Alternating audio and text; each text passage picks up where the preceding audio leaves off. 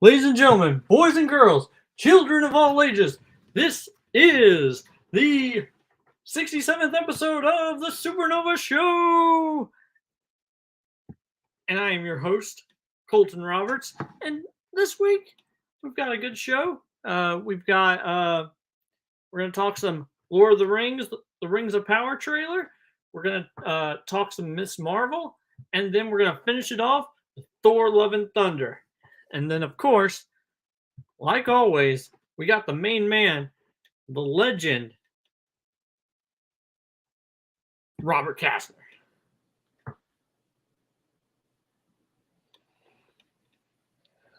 Okay, I'm here. What's up, Robert? Tis Friday. Yes. Fridays are good days. That's why when it's around Easter, it's called Good Friday and not So Friday. Because it's the kind of day that you like to enjoy. I'm doing well. Long week. I even had the day off yesterday, but still a long week. Lots to do, lots to get ready for. Work is hellish. I have to start going in more now than I did previously. It started this week, and I did not like it. Glad that the weekend is here, because even though it was a short week, it was a long week.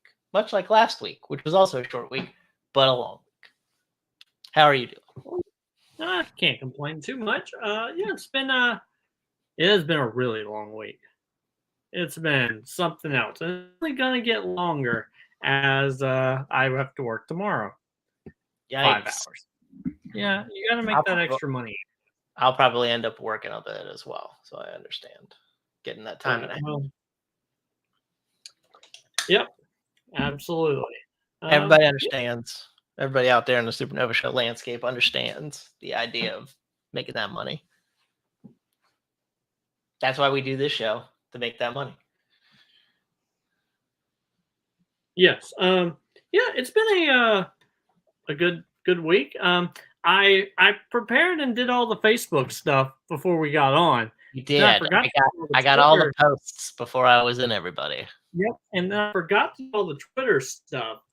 And now Twitter has changed the share option. So now it's different looking. So I'm gonna have to make the post like twice, or I'll just retweet it from the main page. I haven't decided which one. You should set a phone alarm like at 6:45 that says do all the posts. Yes. And then you won't be disappointed. Just something that my wife and I do all the time. Setting alarms for the innocuous stuff. I'll agree. But yeah, I just finished it. So hopefully there we go. That goes well. Let's see if it loaded like it's supposed to. Undivided attention, Colton. Yes, most definitely. We wave you in. We're like our good friend Anthony Tisdall. Bring you in. Yes. I made sure, like, even though we don't really use the group chat anymore for stuff, we really don't.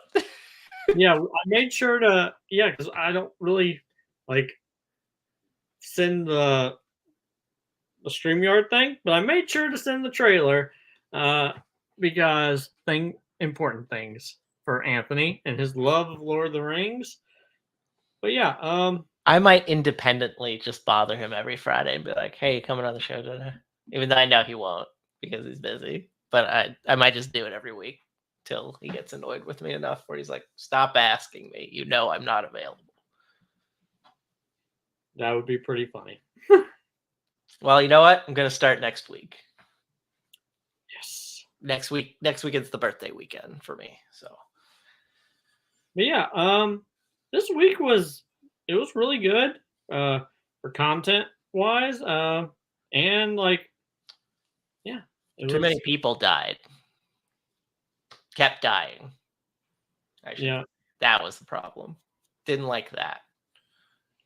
Japan doesn't have a prime minister. That's a bummer. Polly Walnuts from the lovely show The Sopranos passed away. James Caan. Oh, last week. passed away. Not great. Not great stuff. Yeah. But Colton, what have you been up to? Oh, Besides the I work. work, and Yeah. so last Saturday I worked because I figure, all right, if I work 48 Saturdays a year, at 5 hours a piece, I can pay either my mortgage or it reimburses me for the amount my insurance is going to cost. So right now, with the fact that like my wife's not working because she's staying home with Ezra, and not like she hasn't been kidnapped by the awful person, but with Okay. Well, that's good.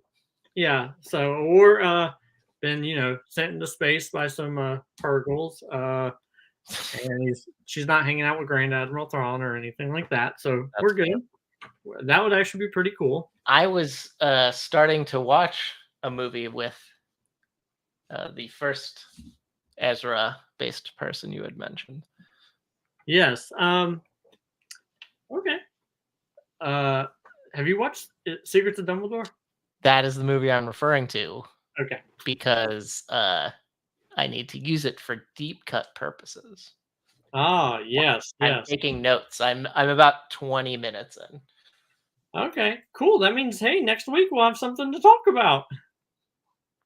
If you finish it, because I have to finish by Wednesday. Woo! Yeah, because I think we have 4 weeks where we don't have till She-Hulk Attorney at Law comes out. Yeah.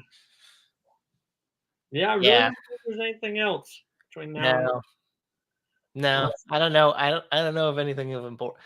So there's stuff that's not geek related that's important. Like the Jordan Peele movie comes out next week. Yeah, and then League of Super Pets also comes out. The Russo brothers movie on Netflix also comes out next Friday as well. Yeah. The one with Chris Evans and Ryan Gosling, which saw a trailer for. Really interested in the Chris Evans mustache. Yes. He looks like a like a Midwest cop, even though he's supposed to be like an international assassin. So that's interesting idea. But yeah, has anything interesting came up in trivia? I know something happened in the Schmodown last week. We'll get to see Parker versus Smets. Yep. Kind of as we predicted. That was not particularly close of a number one contender match. And then they announced that it's going to be William Bibiani versus Brendan the Kid Meyer. And I hate that storyline, by the way. I think it's the dumbest thing. I think it's dumb that they're doing. That they're doing another number one contenders match. Why does it have to be under the play of Roxy pulling the strings? I never believed Roxy could pull the strings at anything. Why are we doing this?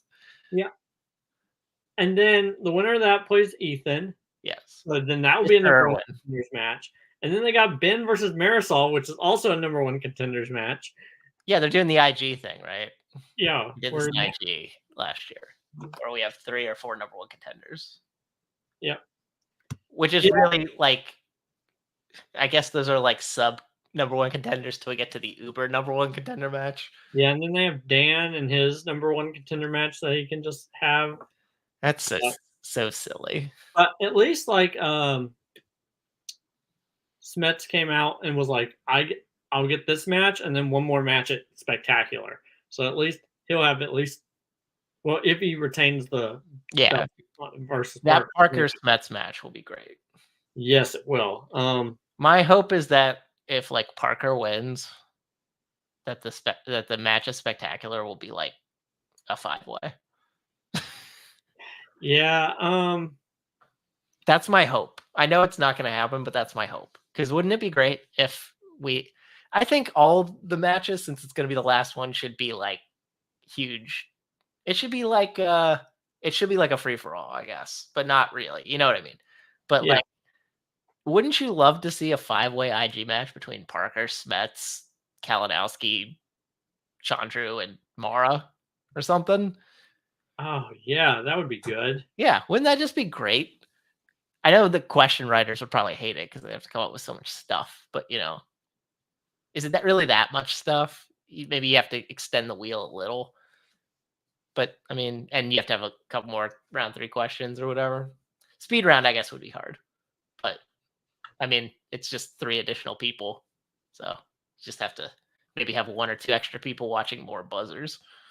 Yeah, I don't know. Like I also just selfishly want to see Rue get like another chance. I know I didn't say his name in that just because there's a lot of good IG players, but selfishly I would like him to get like one more shot, just one. He got one shot and he got screwed by a terrible, terrible Back to the Future question, and I would like to see him get that reprised. Yeah, and I say the same thing about Parker also. He did as well. Yes. Yeah, it's. Who's your money on in that match? I'm taking Parker. I think I'll take Smith. Okay.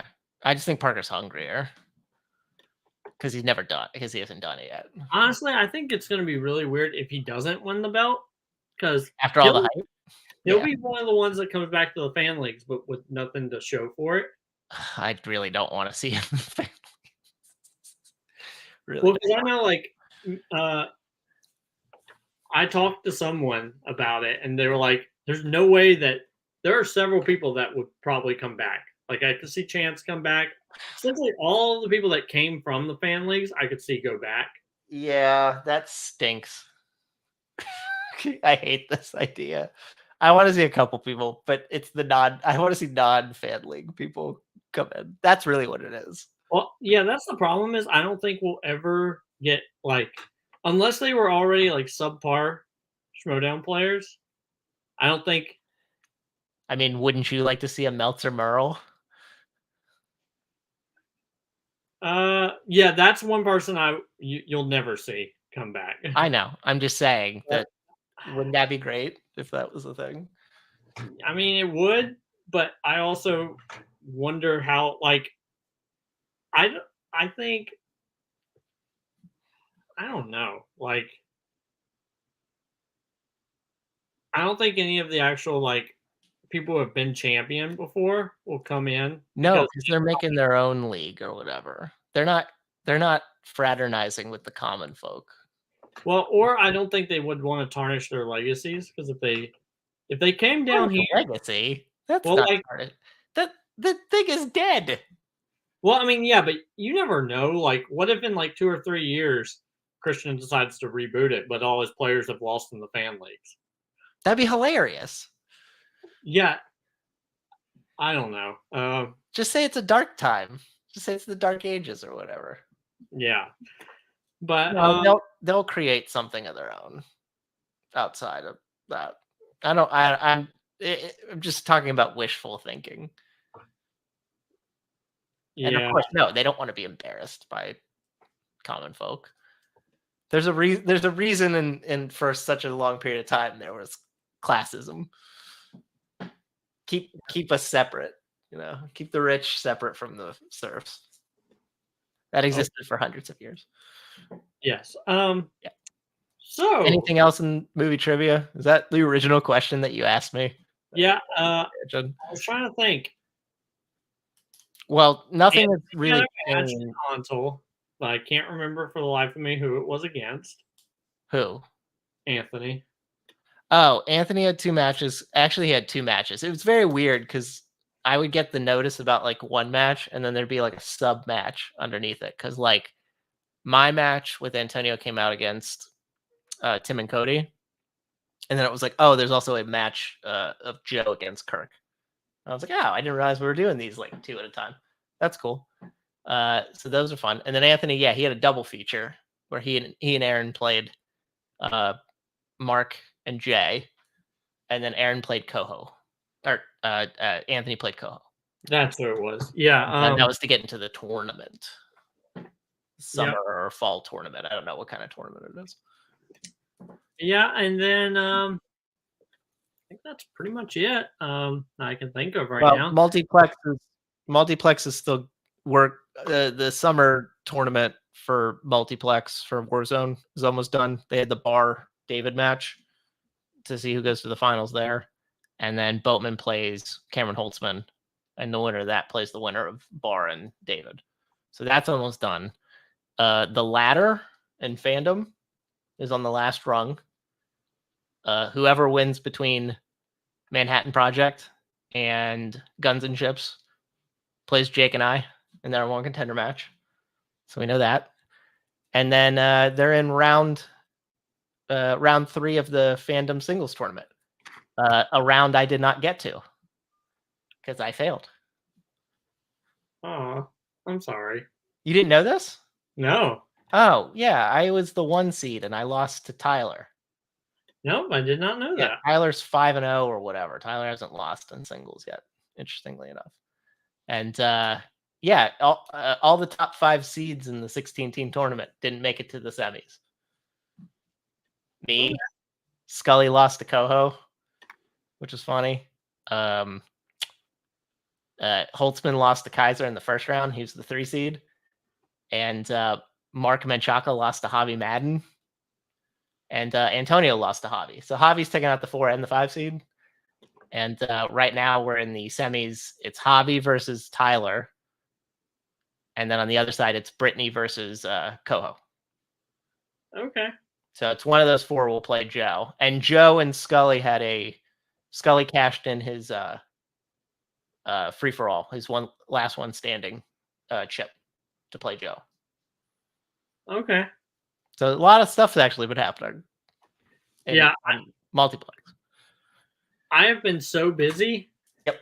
Like I actually got to watching Miss Marvel actually on the day it came out, which was impressive because normally I trek through it, like watch it like 20 minutes at a time or 15 minutes at a time over Wednesday, Thursday, Friday. But I was like, no. And I'm so glad that I watched it all because Twitter then later spoiled it for me later. If I hadn't watched it, I would have. But yeah, we'll get into that. That's part of the reason why I don't have a Twitter account because I don't want to get ruined of anything. I watched all Ms. Marvel during my lunch break on Wednesday. Yeah, I have to watch it before because I'm on my phone a lot at work. Yeah. Like so in between stuff, I'll totally get on Twitter and just see what the explosions are happening. And luckily enough, like I didn't get spoiled at all for Thor, but I would have gotten spoiled for Miss Marvel if I had to watch it. But oh wait, and there's something else that sort of affects you that's happening. I don't know if you know this. Oh, that they're taking a break? No. Oh, okay. That Full Metal's coming back in full force. Yeah, I know they talked about how like Sandy posted about it that some point Full Metal Geek will come back whenever RJ still has that in his sights of bringing that back. But the big thing was about how singles would come back because they're basing the majority of the roster for it on classics, on people who win classics. They get points. I was like, cool. I usually win and get second a lot in those, so I'll probably have enough. But as it turns out, apparently I get to go on through because I was a top 5 person. So hooray for me.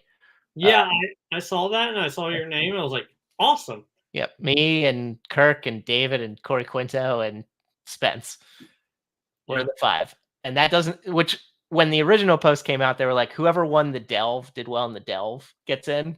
And I was like, wait, the people who had to scrounge to get in for sure. And I'm the person who played in 2 contender matches and a title match, and I have to like win classics to get in. And then I was like, no, you're cool. I was like, oh, all right, well, that's fine. So they have those posts. So Full Metal is going to be back to stuff beyond randoms and classics now again. But yeah, in 2023. Yes. All right. So let's move on to the Rings of Power.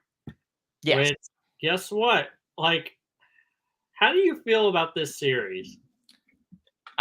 To be honest, I don't know much about it.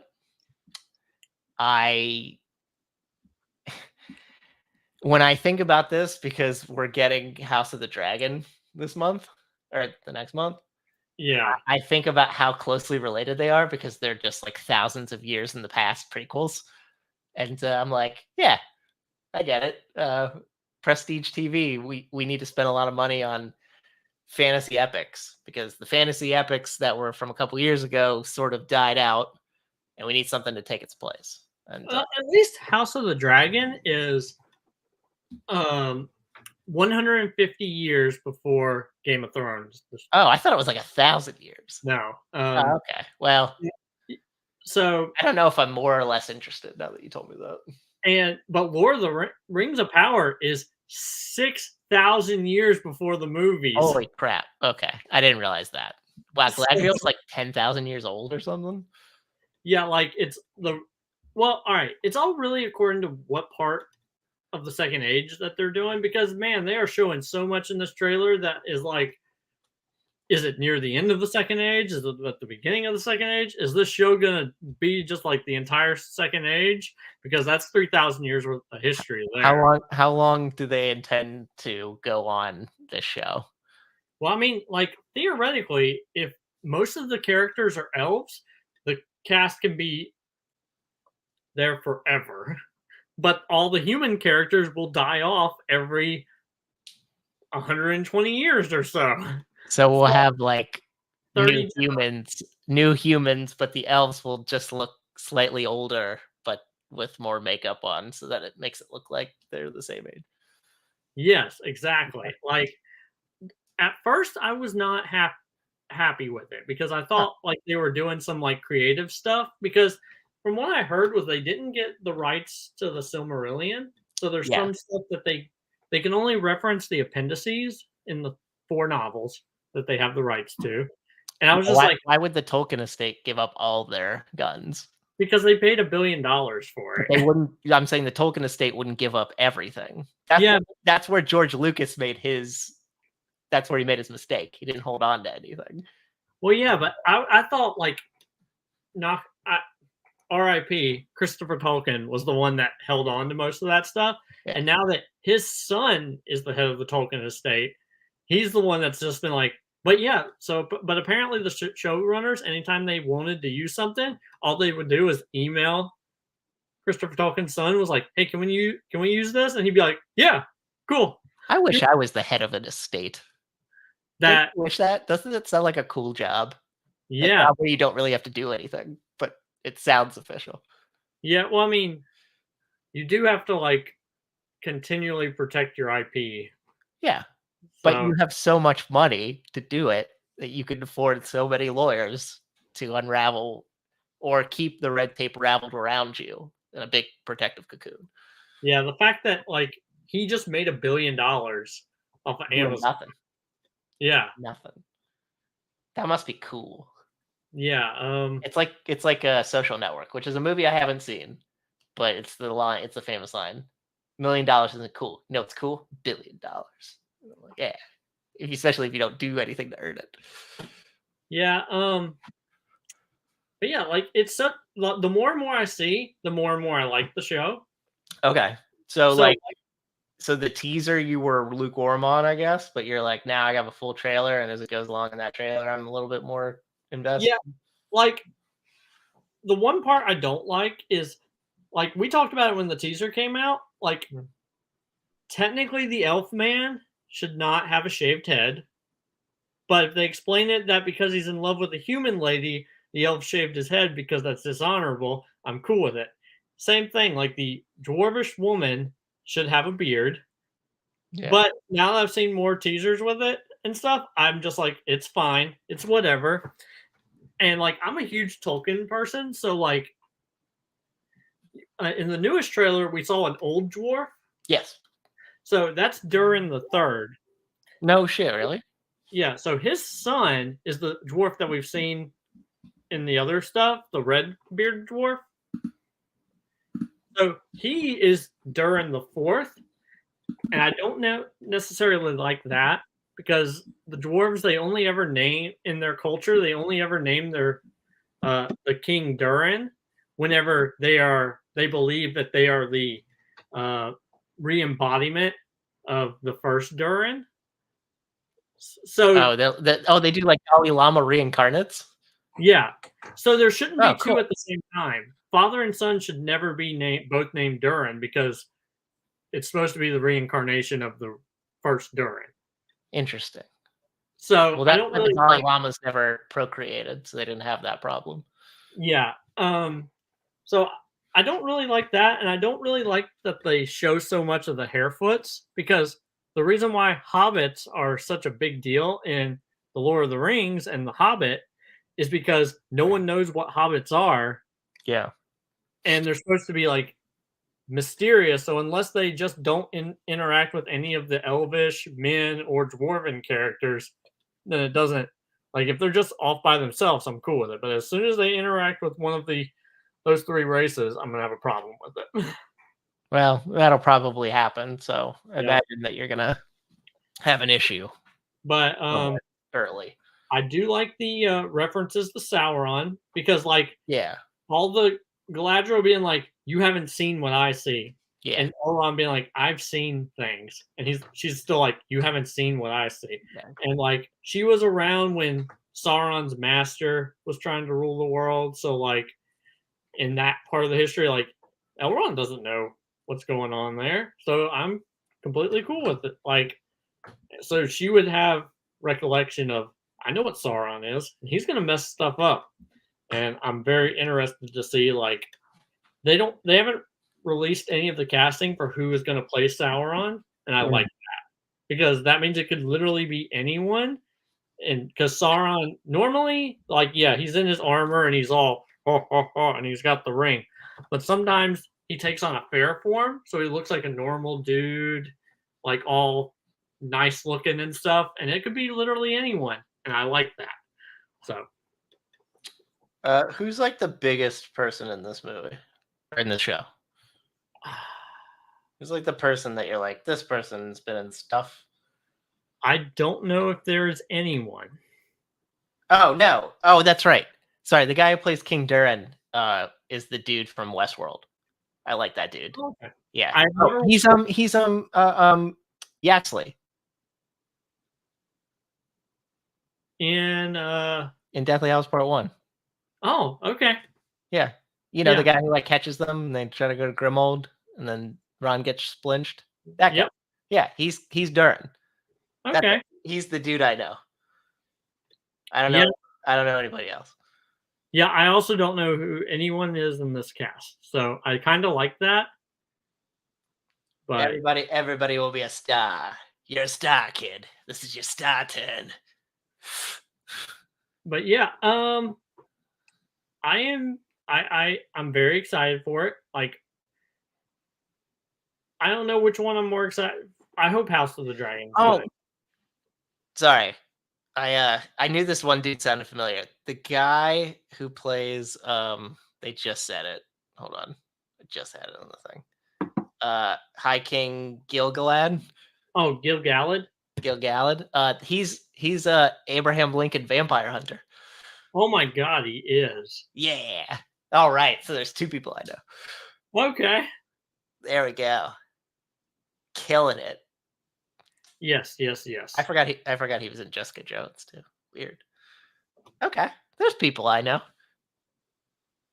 I'm not saying that has to be the case for me to be invested. I'm just saying that it helps. But yeah, like, I'm really interested. Like, it's still probably the most anticipated thing I have of the year. Oh. But if it turns out bad, I'll be really disappointed. I don't know why it would be bad at $58 million an episode. I mean, but money doesn't mean everything. That's true. That's very true. But still, like, you need to have good people involved. Do you know who's like running this? Yeah, I'm trying to remember. I don't remember who the showrunners are, but they've done stuff. J.A. Bayona is directing 2 episodes. He of Jurassic World Fallen Kingdom fame. So that's something. He's written. Did you see what Anthony sent to our chat? I did. I put in a reaction to it. Makes all the sense in the world to me. Yeah. No, but yeah, I mean, you would think that in terms of the spectacle of this show, Yeah. there's no reason why it'll just come down to writing and acting because the production design should be good. I do like the idea that like we see Numenor and we see the big statue, that's like the Colossus of Rhodes. Mm-hmm. But in this one, it's like having its hand out, like, come on, come over. Where when we see the Agoroths, I think that's what they're called, Agronauts. The Argonauts? Argonauts. Yeah, there we go. Yeah. There's Abranath, which is the weapon in Star Trek, and then there's the Argonauts, which are the statues. Yeah, and they're like, stop. Yeah. Yeah. Whereas Top of the the name Numenorian one's like, hey, come on. And I like the fact that men have gotten skeptical. They're like, hey, last time we trusted someone, our island did things. I don't want to accidentally spoil what's going to happen for the show, for you. So I'm just going to stop talking. Okay. Well, I appreciate that. Yeah. So the people who are show running this, they're writing the next Star Trek movie. Okay. But they've been attached to do adaptations for Flash Gordon, Godzilla vs. King Kong, Goliath, Micronauts, Midas. So a bunch of stuff. They worked on the Star Trek Beyond script a bit. They wrote Jungle Cruise. Okay. So there's stuff. One of the guys is a practicing Mormon. So he's connected to Tolkien in that way. These guys have written together for 20 years. Yeah, okay. So they've been associated with a lot of big things. And they've been working together for a long time. They're like Lord and Miller, but much, much less successful so far. Yes. All right, so we're gonna move. Ms. Marvel. Spoiler alert. Yeah. Hey, I mean, my little nickname is a spoiler, but I couldn't think of what else I wanted to say. You out there, if you haven't seen Ms. Marvel season finale, do it because I have things I want to say about this episode. Hey babe, Dane Cook pay-per-view 20 minutes. Let's go. Yes. So I really like the episode. I think this episode made it better than Moon Knight for me. Wow. Okay. I'm not there yet, but I know a lot of people shit on Moon Knight for some reason. I still haven't figured that part out, but I know a lot of people I listened to hated Moon Knight. I was like, I liked everything that was going on. Like, I always think it's really weird whenever, like, the gang of people who don't know what they're doing formulate a plan and it works against trained government agents and it works flawlessly. You really have to suspend your disbelief for stuff like that. I didn't like most of it, but I did like the fire extinguisher gag. I thought that was cool. I haven't seen something like that particularly. Seemed ridiculous, but I enjoyed it. Yeah, I like that.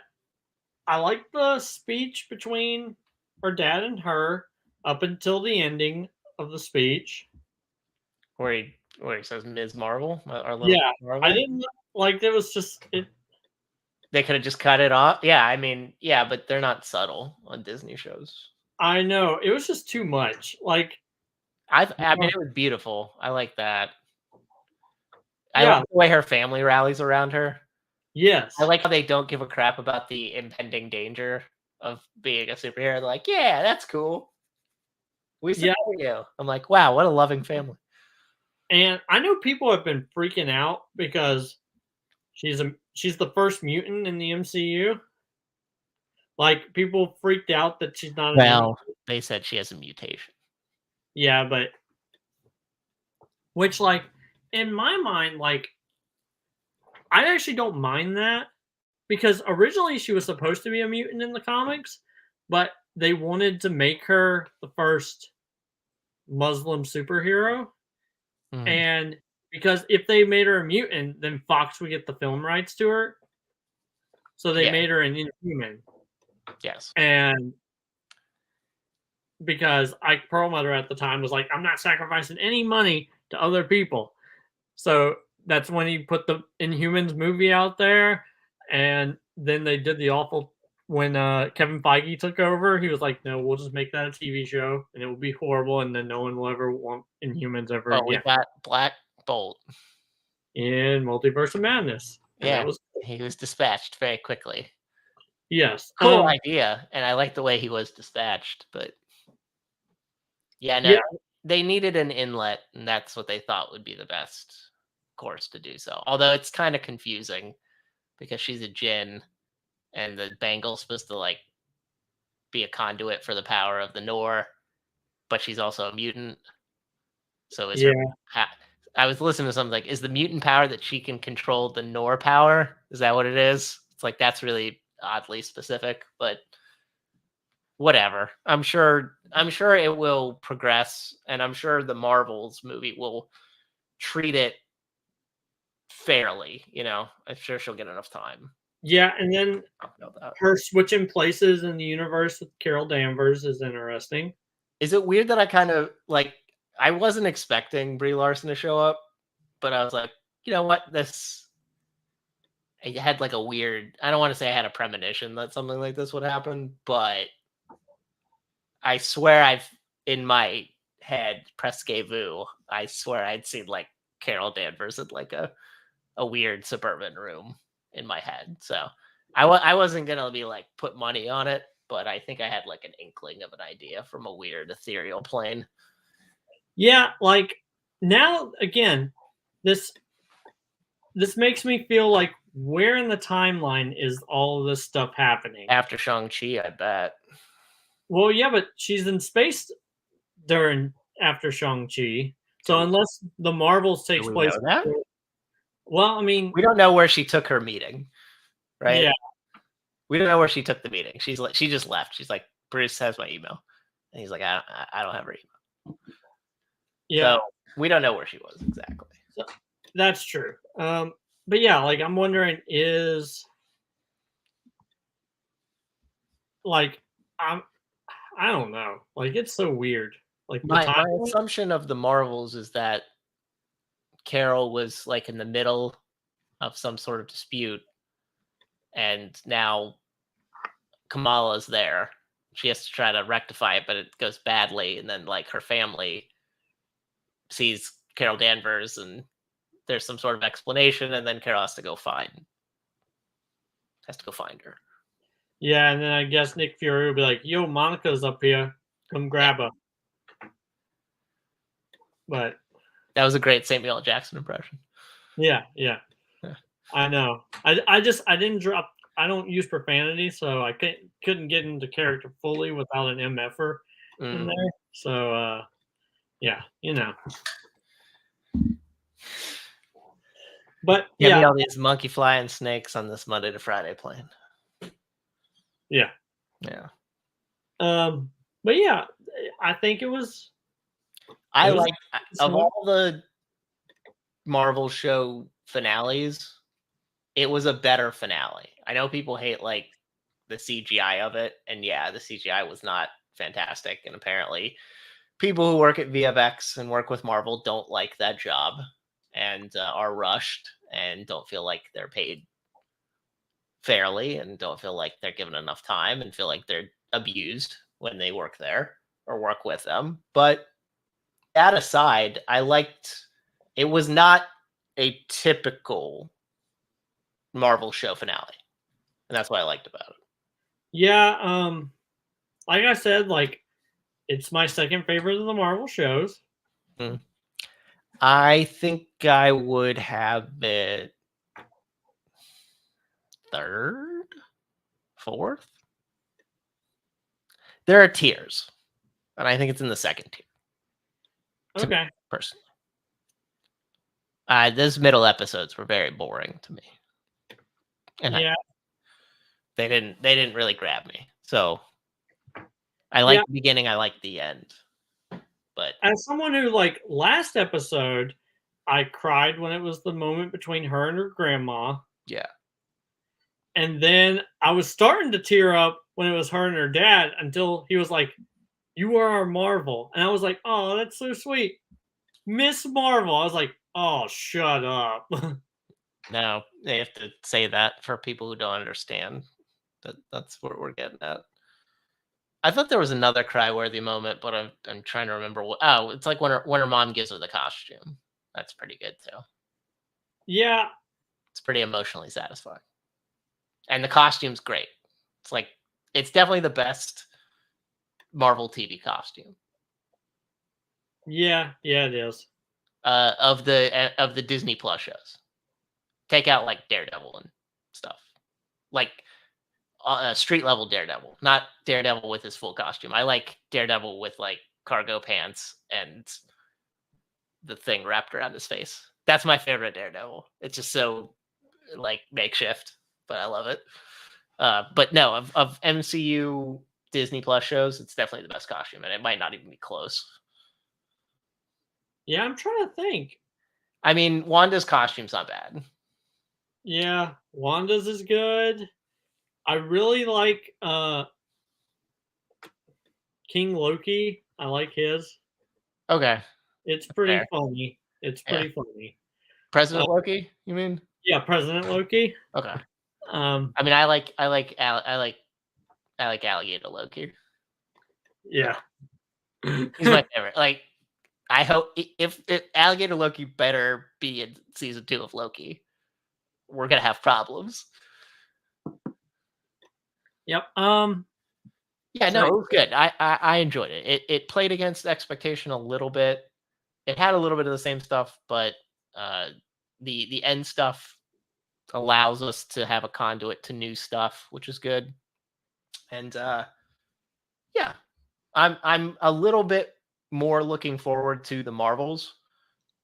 I mean, I don't particularly like Captain Marvel as a movie, but I like Brie Larson as Carol Danvers, and I like Amon Valeni, I think is her name, as Kamala, as Kamala. I said it like Kamala Harris, as Kamala. So yeah, I'm more excited now, and it's good to know that she's going to be in it. That was the assumption, but it's good to see it on an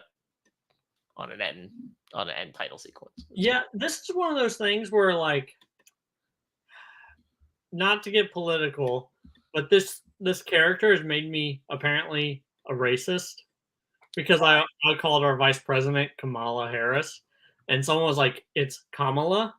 That doesn't No, make you a no, racist. That makes you like, you just made a mistake on a name. yeah, be like, she's not Muslim, she's African American, and I'm like, okay.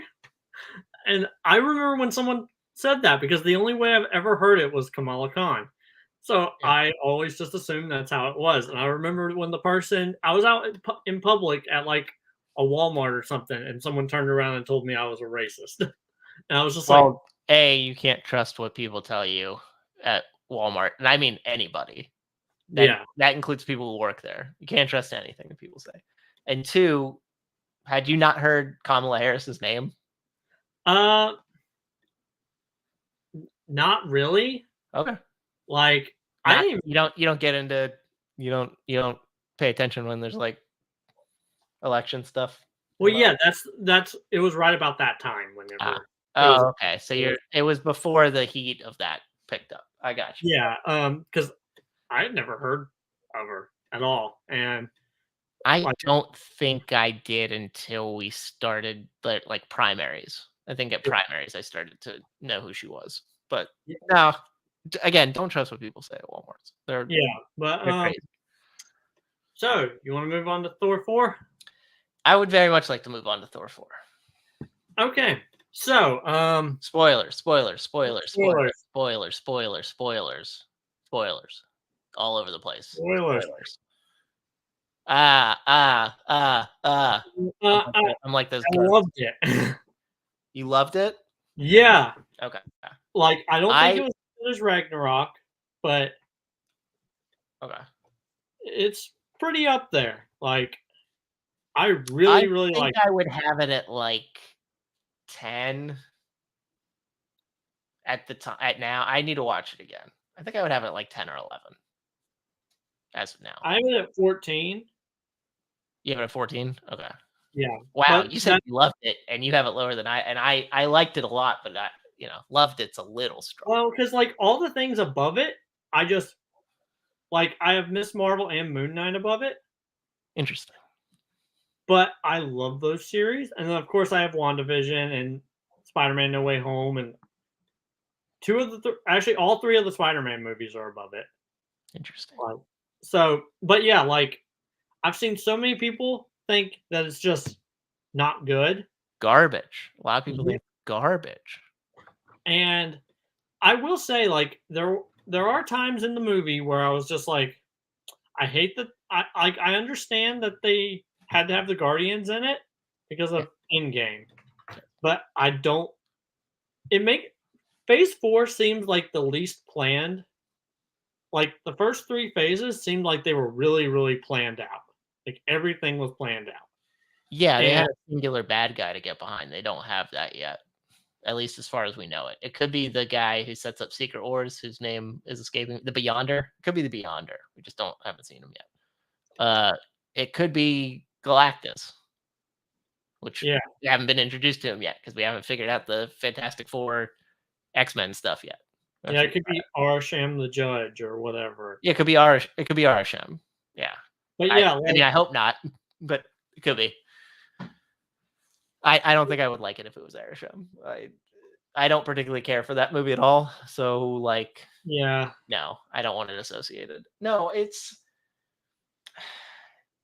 I said it in. I know that Jay had put a thing that he didn't understand why people hated it, and honestly, I heard some reviews before I went in and watched it. I didn't tell my wife because I didn't want to color her perspective on it.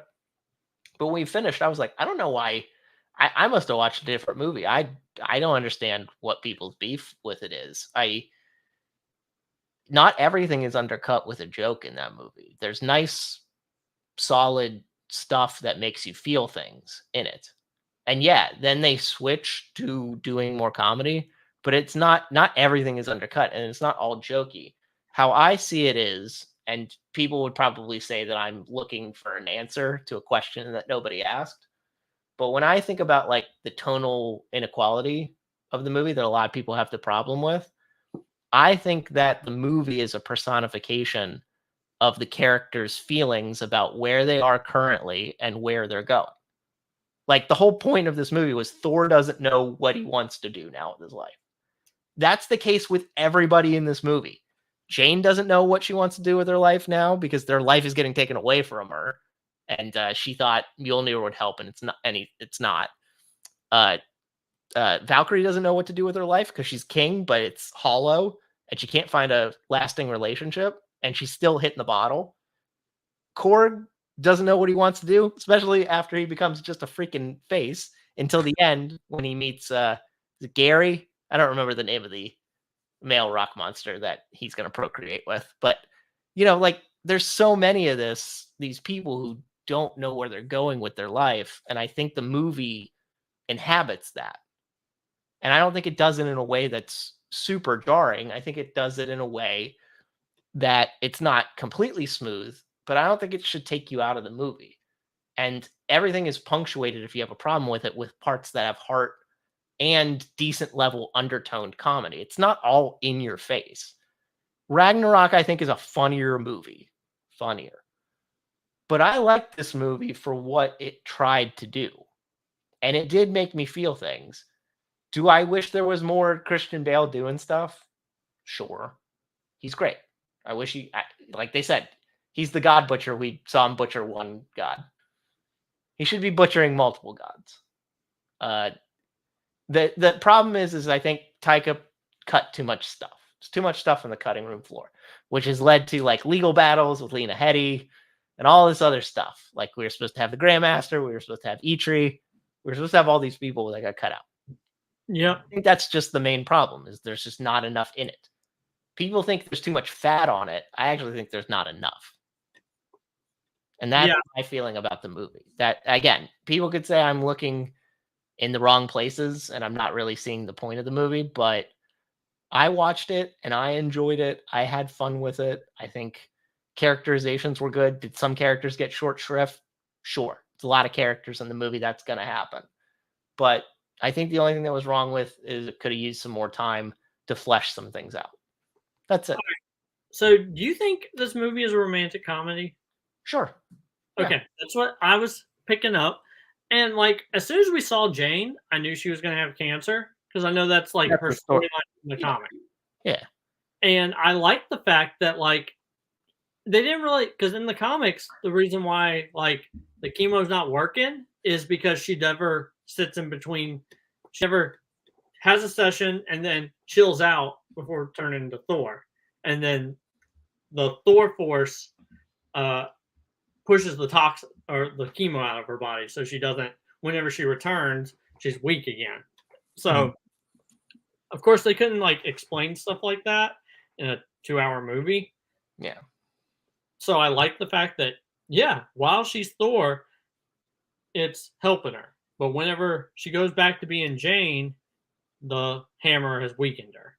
And I liked all those aspects. I really like Gore's motivation. Yeah, it's a good motivation. I mean, people said there's not enough gore, but like the first 10 minutes is just him.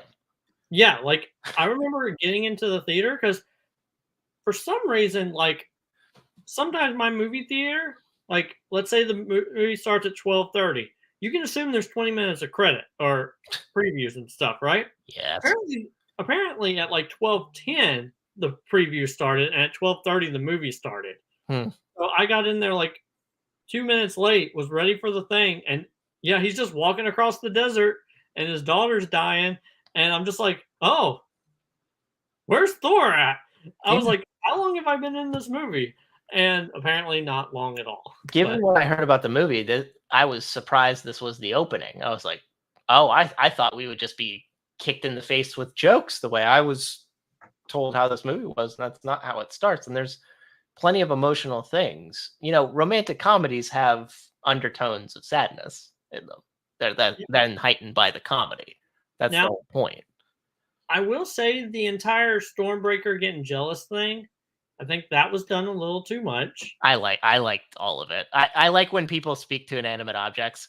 There was like a thing I saw a review, maybe it was a Dan Murrell review, where he mentioned about that, and he's like, when did we establish that they talk to inanimate objects? I'm like, I mean, there's the line in Ragnarok that Korg has where he talks about like, you know, when Thor's obviously feeling the loss of the hammer, and Korg says, it sounds like you had an emotional connection to that hammer, and losing it was akin to losing a loved one.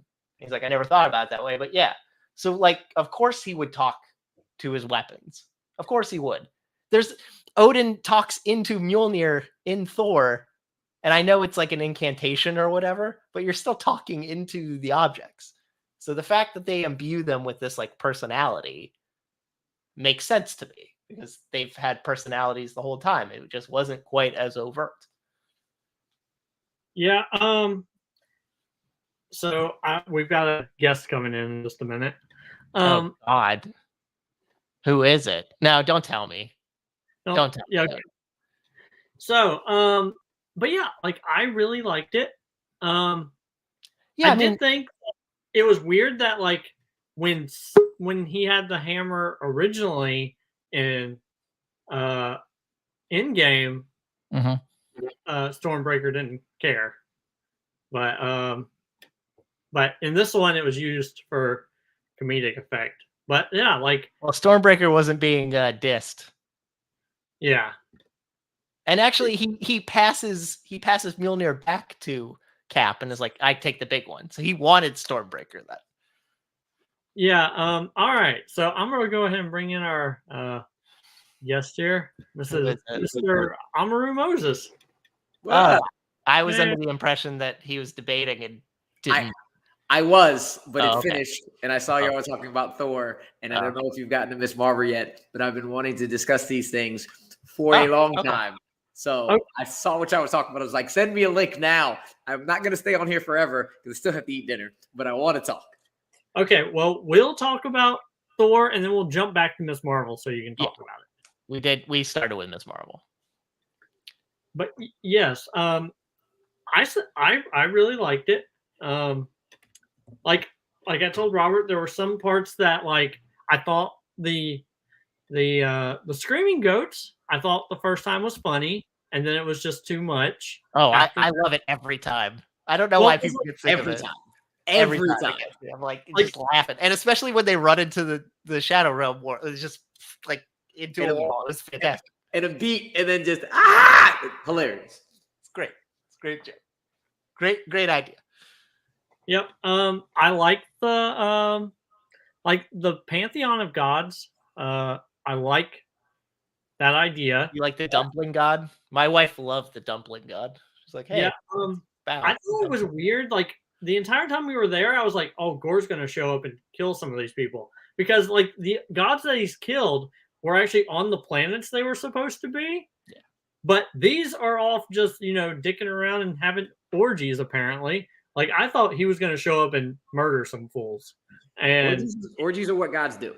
Yeah, and we don't technically we don't know if so the idea is that like from Zeus's perspective, nothing really matters in terms of gore, but we don't know about the other gods' motivations because we don't talk to everybody. So some of them might have they got the invitation for the orgies and whatever, but there might be an undertone of that they were nervous and wanted to go where the other gods are for protection. We just don't know that. Now, granted, maybe they could have spent some time to figure that out, but whatever. But yeah, I like the movie a lot. I think it's really weird that like I told Robert earlier, and like this movie, and like just the movies from Phase 4 in general have felt so disconnected from one another, and the shows that like it's so weird that it's being produced by the same people that there's such a big disconnect, and it's odd. I guess because they've had what is this the 6th movie, and they've 6th had movie, 7th show. yeah they've had a piece of content. Yeah, in 2 years, right? Yes, that's a lot. So it could just be like COVID screwed them a little bit because they should have is- had 2 or 3 things in 2020. Yeah. So like 9 things in 2 years, maybe a little bit more palatable. Here's the thing. I've been hearing that, and I don't care at all. Yeah. I have been liking Phase 4 a lot. If you really think about it, Phase 4 is Phase 1, but on a bigger scale because it's more successful. Before Avengers hit, outside of Iron Man and Iron Man 2 and the small cameo at the end of Hulk, there was zero connection. There was nothing coming together except they needed to set up right at the front Avenger Initiative. We need to hit Avengers. So they had to because they were just starting and they were saying, we are going big. Stick with us through these stories, please. But they have now established we don't need to tell you what's happening anymore. You know we're having a plan. And think about it. It is now the best and maybe not best. I consider it the best, but the biggest franchise of all time. Why do they need to tell you why do they need to do the same thing they did in Phase 1 and tell you what's happening right away? No, they're going to do what they did in Phase 1, set up everybody's individual stories. And because they have that leeway now, tell everybody's completely different stories. We no longer are cookie cutter. We are giving you different genres, directors doing their actual things, being actual movies, and not this is just here to set up the next movie to set up all the complaints that everybody's had for the past 10 years. Now, who don't like MCU. Oh, it's all cookie cutter. They're all the same. There's no depth. There's nothing. This is what you're getting in Phase 4. And people are complaining, hey, we don't know where it's going. You don't need to know where it's going. And if you pay attention, even me, I don't know comics like that. I don't, if they're not animated series. So you know what I do? I follow people like Coy Zandro. And I listen to people like y'all who know the comics, who can tell me the hints of where it's going, and then be like, okay, I see how this makes sense, but they don't need to do that anymore because they're back at the start. The start has to establish everyone. So I think Phase 4 is I will say the overall quality of movies is not on the par of Phase 3, but again, because it's back, we're back to Phase 1. Yeah. Phase 1 quality of movies is about the same as Phase 4 to me. Some amazing, some not great at all, a lot just cool and in the middle.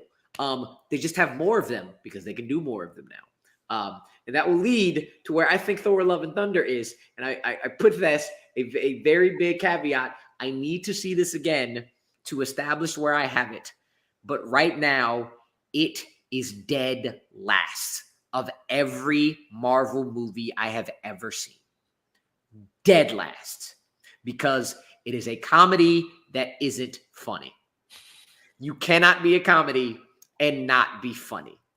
And if 2/3 of your movie are just uncomfortable cringe where I'm forcing myself to laugh, by the time you get to a third act, that is great. That is the movie I wanted. I'm like, I don't care anymore because I've been sitting here for an hour and 20 minutes thinking of Guardians of the Galaxy Volume 2 again. Like, this is not funny at all, except for the goats. In the maybe one time Stormbreaker comes around the corner. After that, I was sitting there, especially once they hit the Oasis. When Gore came in 10 minutes, I'm like, okay, cool, this is good. And then the second Christian Bale is doing his thing next to this spoof of a fucking God actor, I'm like, what? This is not funny at all. And I could not connect to anything else. And it makes me so sad because there is so much good in this movie, bones-wise. Story's great. The actual things they're trying to tell are great. But if 95% of something that's coming out of somebody's mouth and a movie is dialogue, I'm sitting there and like, I don't enjoy this movie. Right now, it's dead last for me because it ain't funny. Like, now I will say, there is one thing I think is weird. Like, now, behind the scenes, Gore was supposed to show up in Moon Knight. Oh, I didn't know that. Yeah, but Christian Bale didn't want to do a TV show. Of course, so Christian Bale. He doesn't want to do TV. But yeah, he was supposed to show up and essentially help Moon Knight kill some of the gods. Moon Knight wouldn't have been aware of what he was doing. And the Horus reference in this was supposed to be like Horus escaped the slaughter of like Osiris and the rest of them from Moon Knight. But Christian Bale didn't want to do a TV show, so I'd be very interested in that. In Moon Knight teaming up with Gore and taking out the pantheon of Egyptian gods because they sucked. So I'd be totally cool with, But yeah, like I like that. I do think it's weird that like I know New Asgard is this like touristy place, but the fact that they have an ice cream place that is like, yeah, it's a funny pun, but that's like making a Holocaust joke a year after the Holocaust. It's not like half the universe died in universe. People would still be suffering from that. Like that 5 years. Well, to counter your argument, what I will say is they were suffering for the 5 years after because they had no direction and they were relying on a king who was checked out. So I think maybe after the idea of people coming back from the snap, they were probably like, maybe we should have a new lease on life. And this is our new lease on life, is to brighten up Toonsburg, New Asgard, and make it a fun family destination. It's like Las Vegas. But yeah, the fact that like people are going there on vacation and being like, "Aha, this is a cool place," it weirds me out just a little bit. I gotta say, I love the fact that Daryl was in it. Yes, nobody has brought that up. I was like, oh my God, it's fucking Daryl. I said that too. Yeah. I did say. Again, bits that work. They're but few and far between. And like I've been hearing a lot of people say about it's too much comedy. It's not too much comedy for me. It's the fact that the comedy doesn't work. That's a fair point. I hadn't heard that because that was my feeling. And Rue, I put it in Jay's thing and we talked about it here. Yeah. I don't think everything's undercut with a joke or with comedy. I think there's enough stuff that lasts and keeps an emotional beat on it. And even if there's some comedy that punctuates it at the end, it's not like something that's super jokey in your face. It could just be how somebody acts or their tone.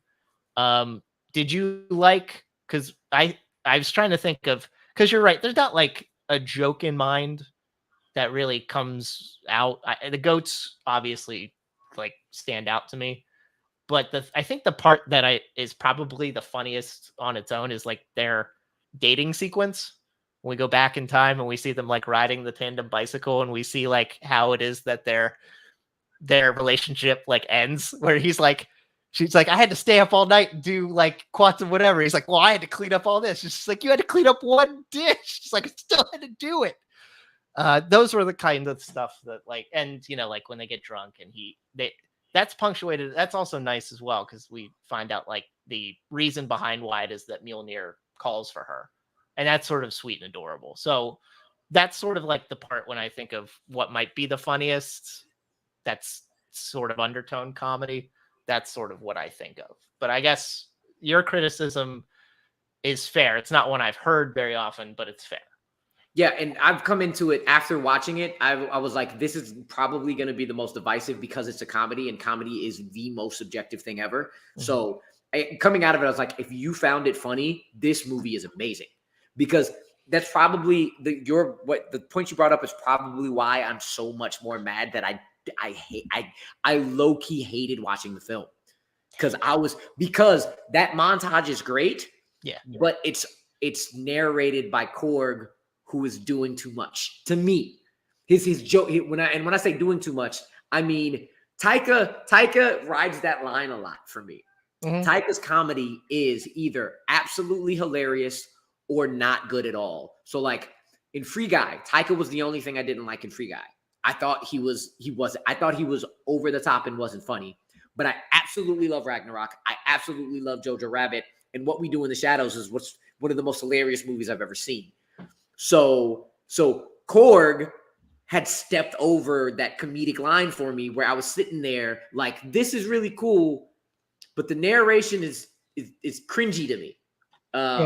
It's not funny to me. So it's like, while I'm watching these things that work so well, Natalie Portman crushing the sink because of cancer and killing her, and Christian Bale's really creepy thing with the snake in the cage. Thought you liked things beheaded. While all of those things, I'm sitting there. I was sitting there like, this is so good, but the words I am forced to hear right now that must be funny to somebody, I'm sitting here like, this isn't funny. This isn't funny. This isn't funny. And because movies are dialogue, unless you're a silent movie, if everything I'm watching for 2/3 of that movie is bad to me, or is not funny to me, and you're trying to be funny, everything else that's on the screen is like, yo, I get why you like it, but I can't enjoy this if I'm sitting here like, this isn't funny. Move on, please. So we were talking about sort of characters got short shrift. I was talking about, it's 2 hours, but maybe 2.5, 2:20 might service it a bit better for some characters. Yeah. But it seemed like, because I like the opening narration, and I love the closing narration. When we talk about, let's hear about the story of, and then we punctuate it with Love and Thunder, which, made me I was like, yay, I'm having a kid. So, it hits me like that. But you're right. There's like 1 or 2 narrations there too much. And they were like, maybe Taika just felt himself a bit too much. And maybe stuff could have like been on its own and just held the beat on its own. Or maybe like Valkyrie would have a little bit more to do and a little bit more to say. And it doesn't have to be Korg all the time. Or maybe Jane has a little bit more to say. Or maybe Russell Crowe gets to prance around a little bit more and curtsy, which I also found hilarious. And his accent was hilarious. Probably not intentionally, but hilarious to me because he tried it. I think that 20 minutes would have helped it out, because it would have sparsed out the joke after joke after joke. Like, I probably would have enjoyed it more if like I didn't get, so like the scene with Gore at the beginning, hated the Oasis scene, But then instead of like 5 minutes before the next thing I really didn't like, 10 to 15 minutes of, okay, you're bringing it back for me.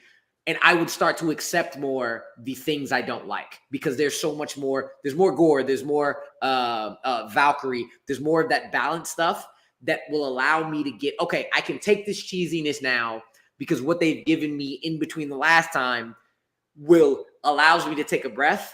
And I'll actually maybe even think it's a little bit more funny because I'm not already in the mindset of the last thing you just said 2 seconds ago was also not funny. Come on, bring it back. Third act was beautiful. Yeah. And from once they got onto the dark small planet, on, and I'm gonna say it, when the goats scream and they land, then on the rest of the movie, that's the movie I wanted. And I loved all of that because it had to intersperse everything. So when the over-the-top jokes came, I laughed more at the over-the-top jokes because of what it gave me. But by the time I got there, I was already like, fuck, I hate that. I hate that I don't like this movie. Fair. It could be, I was thinking about it. Maybe it's a social experiment from Taika. Maybe he's like, how little can I do or how much can I do to see like pushing the boundary? I mean, he was joking. I watched interviews and he was like, I'm going to ruin this for you. And he's being sarcastic, but people now are taking that seriously because of, he's out there in the public eye and he's doing all these different interviews and he's anchoring people by his thoughts about how the VFX looks and how he doesn't want to, how director's cuts all suck. People want to get back at him. And I think it's just sort of a swelling. I agree with you. I don't think, have there been things that have disappointed me in Phase 4? Sure. But I never went into something that was like, wow, this is just awful. Like things have good things that are rewarding for it and should be given more of a chance to stand on its own. But I think this is just sort of the culmination of everybody was looking forward to this. Everybody's looking forward to Multiverse of Madness and they were disappointed. Yeah. They're like, well, Thor's here. So that in 2 months, that'll wipe the slate clean. And it didn't wipe the slate clean. And now people, like, so much vitriol just sort of packaged as a powder keg. And it just, Now, I will say, I do think it's interesting, like Robert mentioned earlier, that there were stuff that was cut out of the movie. Like the fact that Peter Dinklage and Lena Headey, their salary was $10 million to make this movie, and they just cut it. Yeah. Like, this already spent the money. Why would you not put it in the movie? Marvel has the money, and that's what I really like about Phase 4. So as much as I didn't like it, some people are saying Taika shouldn't do the next one, which very honestly, I probably wouldn't mind, but I also wouldn't mind, and I'd be still as excited to see the next one because, again, if it hits on Taika has some of my favorite movies ever. So I'm going in being like, okay, fingers crossed, it isn't all joke. Well, no, let me take it back. It's all jokes that I like. The Taika that I like, I'd be excited. But yeah, it's giving the director I love that the directors now can make their movies and still work towards it. Thor, for me, I think is the first movie in the MCU I would consider bad. But at the same time, it's the MCU does so well that, like, if somebody argued against me that it was bad, I couldn't like disagree fully. I could just say it's bad in my opinion because it isn't a funny comedy. But I 100% agree if you go the other way because it's comedy. Because all the rest is great. The bones are great. The story is great. It just hinges on the most subjective thing of all time. So I consider it the first bad Marvel movie because it didn't deliver on what it was supposed to deliver. But that was me. And I get it if you're like, nah, that's not true. So do you think it would have done, because I've heard this opinion that it's sort of 2 or 3 movies rolled into one. If Thor 4 was the Mighty Thor movie, where it's really just a romantic comedy between Thor and Jane, and then like Thor 5 is Gore the God Butcher or vice versa or something. Would that be able to space stuff out so that it's not quite so shifting between different plot lines as much as some people said was the problem? I didn't actually catch that. No, I liked how he weaves both stories together. And very honestly, I think unless you got that's a lot of hard work to get it to 2 movies. I thought they worked well together, and it like the stories worked. They just did. There's a possibility that if they did that, it would be just it wouldn't be enough story to fit one movie, and they probably could figure it out that they could do that. But I think I didn't really feel 2 different tones. I thought he blended the storylines well together. It legit is the dialogue. The dialogue just did not work for me. And I felt like Gore needed like 2 more scenes. I would have loved the butchering scene, but even if it wasn't a butchering scene, I just would, as much as the first 10 minutes were great, I still think those 10 to 15 minutes could have been more Gore, more Valkyrie, and more, not as much more Jane. I know a lot of people said Jane needed a lot. I think Jane had a lot. She's in it a bit. Like, she has a lot of, there's scenes of emotion. I mean, she's got like 2 or 3 scenes of why she's by herself. I was thinking, what if, like, instead of Thor getting to that one planet and rescuing Sif, what if, like, we saw on the Guardians monitor or whatever, like, Gore actually going through and butchering everybody there and, like, having a fight with Sif? Or we, like, do the thing where we see it on the monitor and then it goes in and then we see it. And we see it. That would have been great. That would have been like great. That probably would have. And that's like 5 to 10 minutes. You can do 5 to 10 minutes. All right. So is there anything that you were expecting the movie to do and it didn't, and you were happy about it? No, I very honestly do not. I try not to go in anything with expectations at all. I go in things with things I would love to see, and if it was there. But for me, especially very recently, I have learned expectations kills your experience. I don't expect anything. I just go in saying, what are you giving me?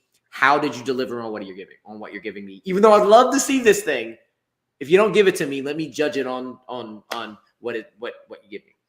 Honestly, for me, I thought we were going to get Loki in the movie, and I thought that was going to ruin Loki season 2. And when the movie ended, and then we saw that the end credit scene was a Hercules scene, and it wasn't anything to do with Loki, I was so happy. Every fucking where again. Like, I was so happy because I was just like, I was expecting at some point Thor to be in trouble, and you just see the portal open and him be like, hey, brother. And I'd be like, oh, God, please, no. Because, like, I don't know. But I do like the Hercules stuff. Like, obviously, like, we see Hercules in Ragnarok on the Champions Tower. Like, his face is on that. So it exists. Like, I'm just curious, like. Does that mean we can get the Grandmaster for Thor 5 then? Jeff Goldblum was also cut as well. He was. That was the other thing. He was also cut as well. Yeah. He had a funny joke about that, though. He's like, I'm in the movie. You can't see me and you can't hear me. And nobody acknowledges that I'm there. But, like, the spirit of me is there. And I was like, yeah, that's the most Jeff Goldblum reaction to being cut from anything I've ever heard in my life. Yes. But, yeah, like, so I like that. I like that there's definitely going to be, Thor 5. But I also wonder, like, Adam Warlock was teased at the end of 2017's Guardians. Like, when are we going to get Thor 5? Because I want to see Hercules now. I mean, be a minute. I mean, the funny thing, they had that joke. Taika had that joke where it said Thor will return. He's like, oh, really? I didn't know. Yeah. Chris Hemsworth didn't know. Yeah, that's hilarious. Which I thought was pretty good. No, I didn't have anything I wanted from this. I guess I'm in that respect, Rue, you're right. It doesn't make sense to go in with expectation. But after being a little bit underwhelmed with stuff leading into that, I was like, I want the dialogue to be like classic Taika dialogue that makes me laugh uproariously. And I did laugh, but I did not laugh to the degree that I thought I would, which I guess sets a disappointing level for me, even though I did like the movie quite a bit. So that was sort of my thing, I guess. All right. So Robert, you want to move back to Ms. Marvel? Yes. Yeah. Let's him big in our talk about Ms. Marvel. Boom. Segue. Let's go. Funny. Thor is dead last in my rankings. Ms. Marvel is the best TV show that Disney Plus has come out with. Who was saying that too? Point blank period. Yeah, I was saying number 2 because I still think WandaVision is the best, but it's number 2 for me. which is hilarious because you did not like the show at all when it started. Yeah. Yeah, Like, he was the exact opposite as me. I loved it and then like the middle parts, I was like, I don't know. And then this last episode, I was yeah, like like episode 1 and 2, I wasn't gonna watch. Like after watching them, I was like, if it wasn't for the show, I was not gonna watch it until it was completely done because I thought they were so bad.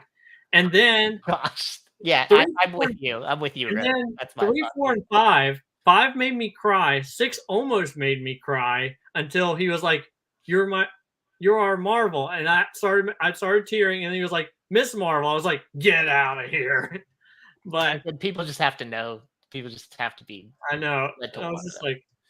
like, I to know my love. So I'm actually with you in terms of like Miss Marvel and WandaVision. When episode 5 ended, I officially was like, okay, I will probably say WandaVision is the best. Miss Marvel is my favorite.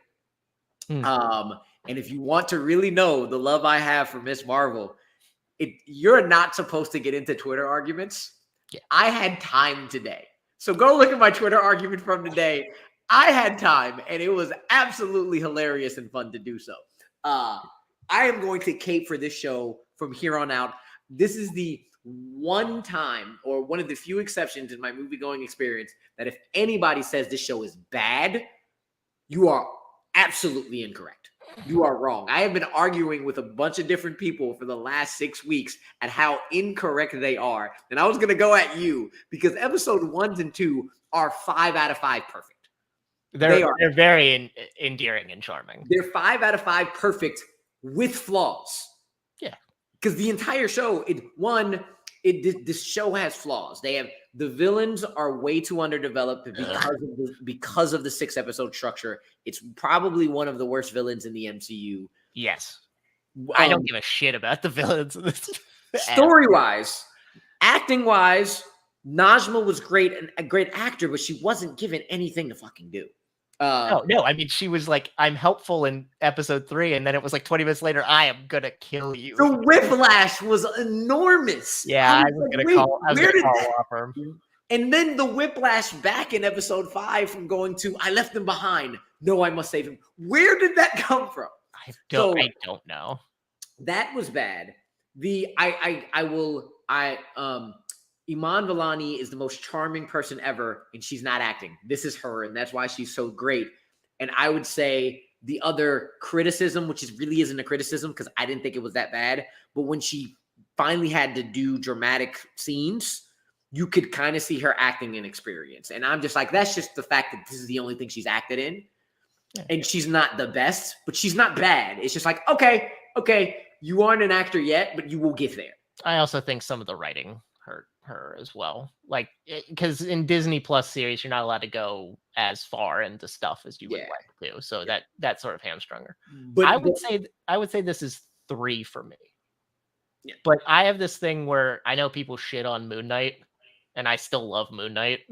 I don't give a crap what people say. I really like Moonlight. I've liked every show, but every show has had problems. Yeah.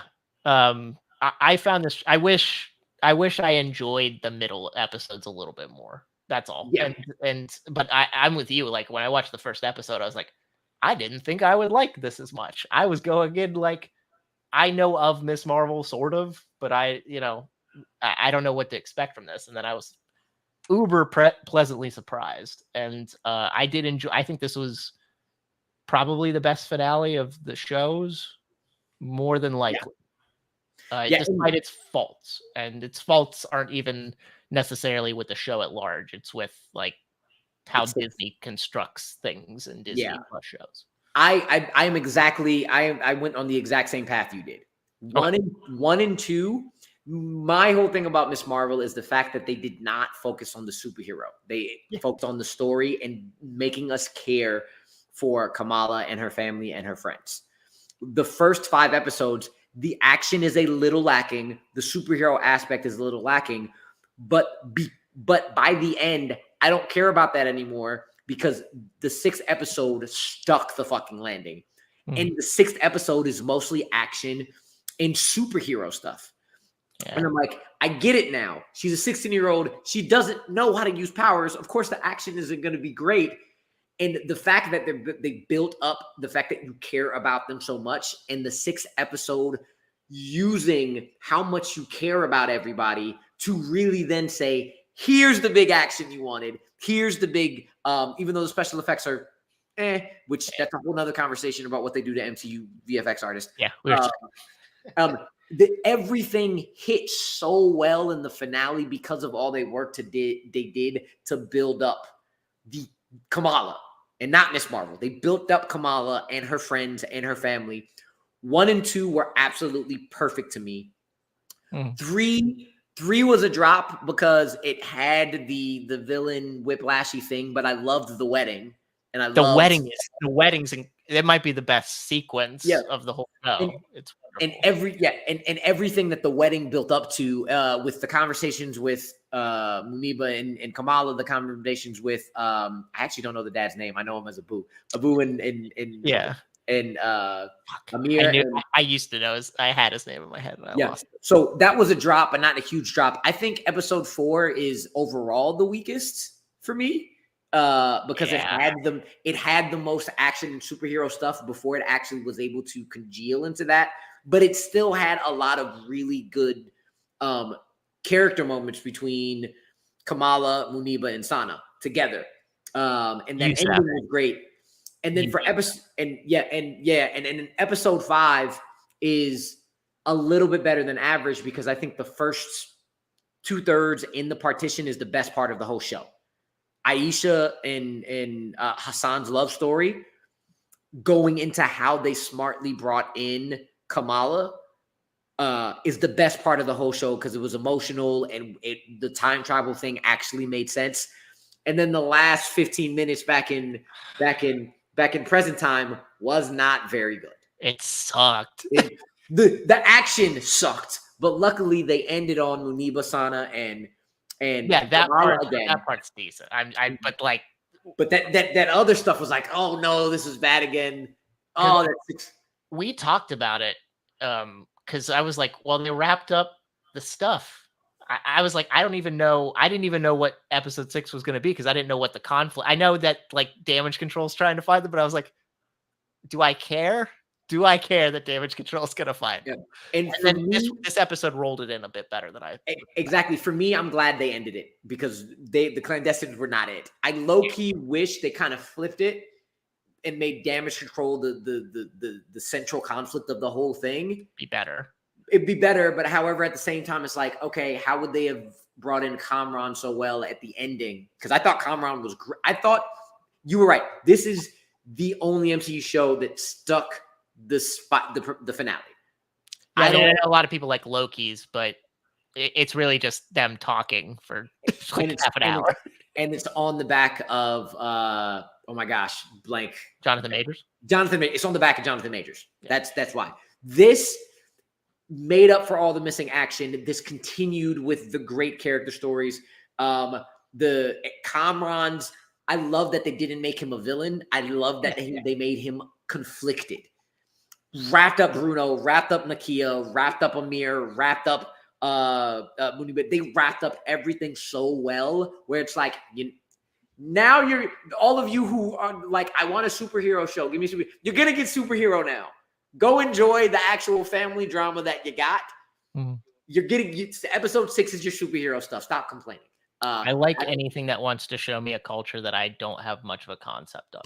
And that's what this did. That's where it really shined. Because I don't know what it's like to be Pakistani. I don't know what it's like to live in New Jersey. I don't know how that combines, especially as a girl. I don't know how that connects with when I'm trying to find myself and connect with my past, and how that sets to what I'm trying to be in the present and the future with powers involved. But that's not that important necessarily. It's about how everything else, the family story connects to Kamala, and how that writes and helps dictate her story and how she dictates along with it. That's important. And the good thing is that with the finale, and we knew she was going to be in the Marvels, but it's nice that Brie Larson wanted to come in.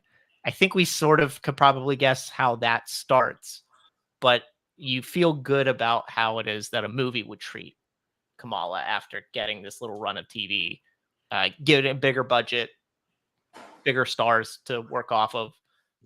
So I don't particularly like Captain Marvel, but I think the Marvels will probably be better. Yeah. Yeah. And just in the end, this is definitely the best finale that there's been. And it supplanted for me it being the number one best show and my favorite, even though WandaVision is right there, because I think it's the only one that was consistent. Every other show has had full-on episodes that I just think are not good. Every single one of them, or just the entirety of the show was like dead right in the middle. And then WandaVision is close because those first couple of episodes, I can see like you really, really got to understand what they're doing. And it's so particularly like I can see how people would not like this. And the finale was rushed. Yeah, if WandaVision's finale was good, I don't think anything would supplant it. But I hate that finale like with a fiery passion, and that's why I like Moon Knight over it, because something about 5th episodes, right, that are supposed to be like the emotional crux of that. And Moon Knight's to me it has problems, yes, but I think its highs hit a bit higher in some things. And the last episode doesn't bother me as much as the last episode of WandaVision, so that's why I rank it the way I do. And I just, whatever. That's everybody's preference. But I understand why you would enjoy Ms. Marvel. I enjoyed it more than I was expected to, and I was happy. Yeah. Also, the music was fucking amazing. Music was great. Beautiful. Her walking down the hallway to Mace's so good. Feels so good. Oh, it's just I was like, I'm music at the wedding that they dance to. Everything. Just also so yeah. Play that. Yes. So yes, they said the word, damn it. They said the word. I would say the one thing that universally people have enjoyed about MCU stuff in 2022 is X-Men guitar riffs. Yes. Nobody's had a problem with X. That's the one thing that's unassailable. Nobody will ever have a problem with it. Yeah. Yeah. That's it. I wanted to come here and talk about those two things. Thank you all, gentlemen, for letting me. I now need to shower and eat. So. Of course. Yes, and I also need to get off here and go to sleep because I work tomorrow. So we're gonna call this farewell. Of course. Hey, Rue, what would you feel if the Schmodown Spectacular had a 5-way Inner Geekdom Championship to decide it all? I would love that. The only problem is there are 5 competitors that the masses want to see higher than me, unfortunately. That was the unfortunate part. I was like, I want to do this for Rue, but I named 5 people that weren't him, and I felt bad. And I am in my head when that thought came across, I'm like, I am legitimately number 6. Yeah, unfortunately you are. I feel really bad. Number 6, even though I believe I am number 1. Yeah. In my heart, but just being objectively correct in what the masses want to see, I am the 6th person that the masses want to see. All right, what were the 5? I said them. Kalinowski, of people who are actually playing. Kalinowski, Smets, Chandru, Parker, and I know I'm missing somebody, damn it. I said Mara, but Mara. Yep, there we go. Mara. Okay, I would rather see you than Parker. People don't want. He might be the champion. Yeah, for one, and I personally would be like, I can replace any of those people except Mike, because like even subjectively, there's no way in the world you don't do anything with Mike. Yeah, I could replace any of those people, but to be very, very honest, with the way storylines have gone and the way they put. Parker has been in longer than me. Parker has a storyline that has hit more than me. People want to see Parker over me, even though I believe I'm the one. But it's okay. I would definitely put you ahead of like Chandru and Mara, personally. But whatever. That's it. I was thinking about it. Damn it! I wanted Rue to be in it, but technically you can't do a 6-way. I appreciate it. Make it a 6-way, yo. Make it a 6-way. Just let me in there, damn it. Let me in there and upset everybody. Yeah, that's what I'd like to say. I just wanted your opinion on it. No stupid sign questions as your 5 points. Yeah, just no stupid sign questions, and we'll be all right. God. Sign questions or asking me about a list of movies and then including a movie that's not in that list. Yeah, absolutely. So. Yeah. But it's all right. It's all right. I haven't had to study movies in a long time, which has been so nice. So Yeah. I hope it has. That's all. That's basically not every bit of my other time because I have another human to get ready for. But other than that time, it's studying always. Don't worry. I'll be back at it and y'all will see me. Yeah. It's going to be fun. He was talking about Parker coming back. I was like, I don't want that. Personally. I was like, I think there's at least 5 people in the Schmodown that will come back to the fan leagues. And it's all people that have already been in the fan leagues. I don't know if there's anyone that I could see that are like big time people that would come to the fan leagues. I'll let you know. There's a good amount of people who still want to play trivia. A very good amount of people. All right. I told him, as we talked about, I would love to see a Meltzer versus Merle. I know it won't happen, but I'd love to see it. Yeah. Yeah. But all righty. Well, thank you guys for coming on the show. I really appreciate it. You guys promote your stuff if you want to. Yes. Bite-size breakdown. Bite-size breakdown. Bite-size breakdown. Bite-size breakdown. We're doing a lot of really great stuff over there. If you have not subscribed to the YouTube channel, if you've not subscribed or followed us on Twitter or Facebook or any of that, please do. The majority of our content is the written content going to the website, which has been great. We just dropped our top 5 most anticipated pieces of content, movie or TV. But if I'm right, actually most of our stuff was movies and not TV. Because before that we said our best of the year, and it was movie and TV, and that was mixed. Our Miss Marvel review should be dropping in the next couple of days. Our Thor Love and Thunder one dropped a couple of days ago. Follow us, and I'll just be honest with it. I'm getting tired on YouTube, so One Gotta Stay will be back, but we'll see what happens with that moving on, just because with Schmodown ending, the ability to not have to worry about like running streaming things has been nice because I took a break. So we'll see how that goes after I finish this tournament. But One Gotta Stay will be back. So. And Rue had a really great article about inclusion and sort of, I don't know how to say it. Yeah, I just did an article racial about availability in Star Wars, I guess is how. Yeah, the I always forget if it's the Vanity Fair cover with 3 out of the 4 people on the cover being Latino, and how there wasn't a big uproar about it, and that really intrigued me. So I wrote an article about it again on bitesizebreakdown.com. Go check it out. It's really great. I advocate for it very heavily. Thank you, sir. Facebook and stuff and trivia and stuff. I've been on quite a bit on trivia and stuff, and apparently I get to be in Full Metal singles without having to try, which is great. I would prefer not to have to try at everything to get into everything, so that's cool. And and on here every Friday talking about geek stuff. We're gonna hit a little bit of a lull. That's what happens in late July, early August, until She-Hulk: Attorney at Law comes out. So yeah, we'll be coming up with content that's not probably the content you want, but it's the content that you deserve.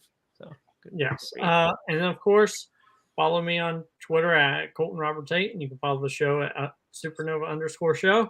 And that's the end of that. Let's call it a day, Don't gentlemen. forget to tip your virtual waitresses, everybody out there.